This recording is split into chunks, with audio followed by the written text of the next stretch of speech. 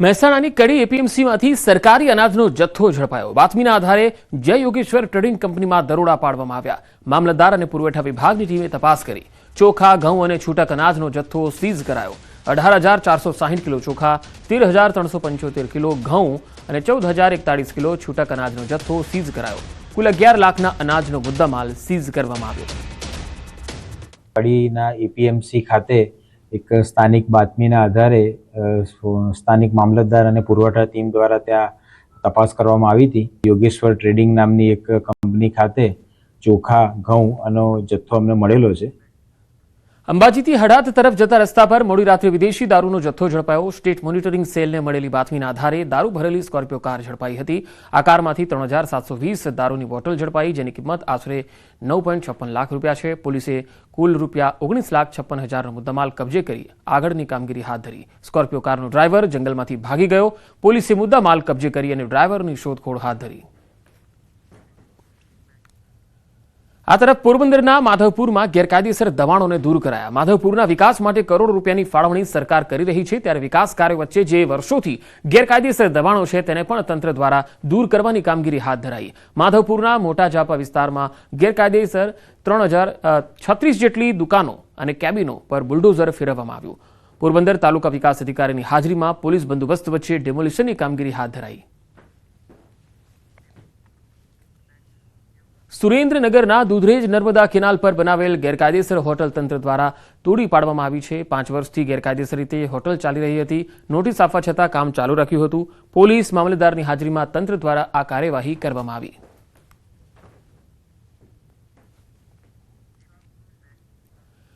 છેલ્લા ઘણા સમયથી ગરમીનો પારો વધતા રોગચાળો પણ વધ્યો। સાબરકાંઠામાં ઉનાળામાં રોગચાળો વકર્યો છે। હિંમતનગરની સિવિલ હોસ્પિટલમાં દર્દીઓની કતારો લાગી।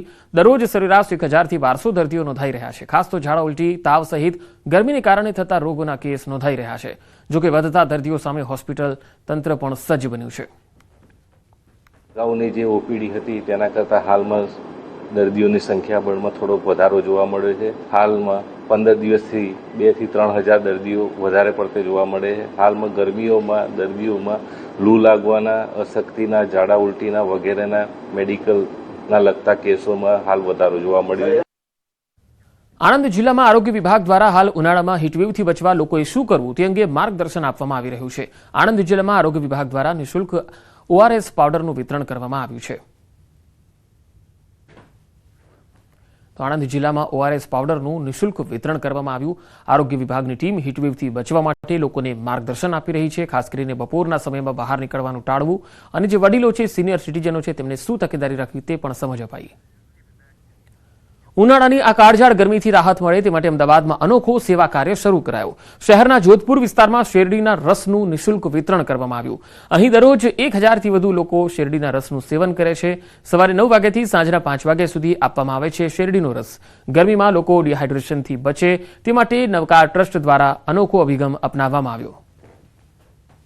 ગરમીનો પારો આસમાને છે, ત્યારે ગરમીથી બચવા આ લોકો અવનવી સેવા કરતા હોય છે।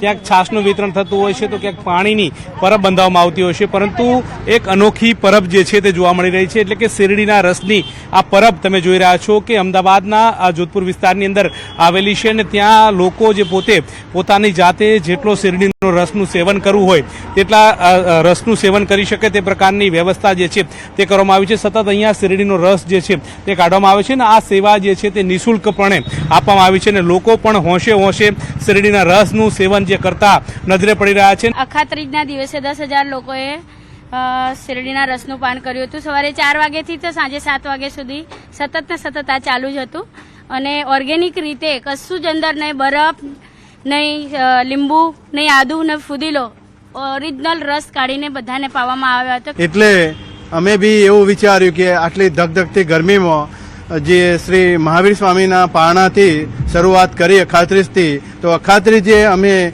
10,000 વ્યક્તિઓને અમે અહીંયા રસ પીવડાવી અને રસ પાન કરાયું હતું, અને દરરોજ 1 ટન શેરડી અમારી જાય છે, 1,000 કિલો। લોકો હોંશે હોંશે શેરડીના રસનું પાન કરી રહ્યા છે, અને તેને લઈ અને જે ગરમીથી રાહત જે છે તે મેળવી રહ્યા છે। કેમેરામેન હરીશ શર્મા સાથે ગૌતમ શ્રીમાળી, ન્યૂઝ 18 ગુજરાતી, અમદાવાદ। મહેસાણામાં મોડી રાત્રે રખડતા પશુઓના કારણે અકસ્માતની ઘટનાઓમાં વધારો થતા તંત્ર એક્શનમાં આવ્યું. જિલ્લા પંચાયતના પશુપાલન વિભાગે રાત્રિ દરમિયાન થતા અકસ્માતોને અટકાવવા સકારાત્મક પ્રયાસ શરૂ કર્યો. વિભાગે રાત્રિ દરમિયાન રિફ્લેક્ટ કરતા રેડિયમ બેલ્ટ પશુઓને બાંધવાનો નિર્ણય કર્યો, જેથી રાત્રિ દરમિયાન રોડ પર પસાર થતા પશુઓ વાહન ચાલકોને આસાનીથી દેખાઈ શકે. આ પ્રયાસથી પશુઓની સાથે લોકોનો પણ જીવ બચશે. થોડા જ સંખ્યામાં એક પ્રાયોગિક અભિગમ તરીકે રિફ્લેક્ટરી કોલાર બેલ્ટ કે જે રેડિયમના પટ્ટા હોય છે એ આ રીતે પશુઓને લગાવવાનો એક પ્રયત્ન કરવા જઈ રહ્યા છીએ અને એનાથી રાત્રે આવા જો પશુઓને બેલ્ટ હશે તો એ રાતની પ્રકાશની લાઇટમાં ચળકશે. આથી નાના જે વ્હીકલ છે કે જે છે એ સરળતાથી પશુ જોઈ શકે અને એક્સિડેન્ટલ દૂર કરી શકીએ.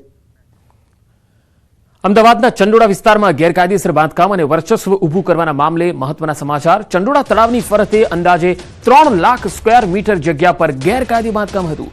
લલ્લા વિહારી ₹20,000માં આધાર કાર્ડ અને ભાડા કરાર કરી આપતો હતો. લલ્લા વિહારી લોકોને રિક્ષા આપતો, સાવરણી બનાવવાની કામગીરી, અન્ય છૂટક મજૂરીનું કામ આપતો અને રાત્રે મહિલાઓ પાસે દેહ વ્યાપાર પણ કરાવતો. વીજ કનેક્શનના 1,000 લેતો અને દૈનિક પાણી માટે ₹20 થી ₹30 વસૂલતો. લલ્લા વિહારી લોકો પાસે કામ કરાવી તેમાંથી મળતા પૈસામાંથી કટકી પણ કરતો. લલ્લા વિહારી પાસે કુલ 5 મકાન, 7 બેંક એકાઉન્ટ, 4 વૈભવી ગાડી ઉપરાંત ગેરકાયદે વ્યાજ વટાવનો ધંધો પણ કરતો. તો લલ્લા વિહારીના કારનામાના રાઝ ખોલ્યા છે. તેનું અહીંયા ચંડોળા તળાવ ફરતે એક સામ્રાજ્ય